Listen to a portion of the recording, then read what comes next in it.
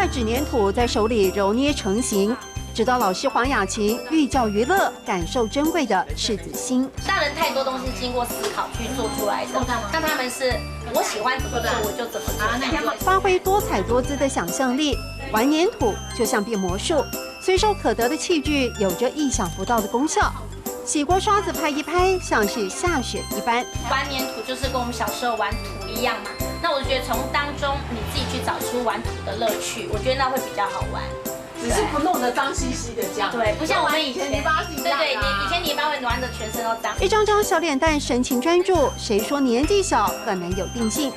讨论发想，孩子的创意总让大人惊奇无比。啊，做了一个机器人啊，是不是？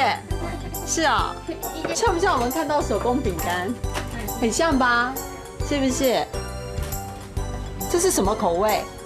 不知道。对待粘土的方式反映内心世界，属于童真的快乐，透过纸粘土，简单却丰富。俩按灯一下，啊，压也可以，对不对？嘿压按灯影下，嘿，压按灯影下，就是这很得人疼惜的意思，很可爱。很可爱。压按灯影下，压按灯影下。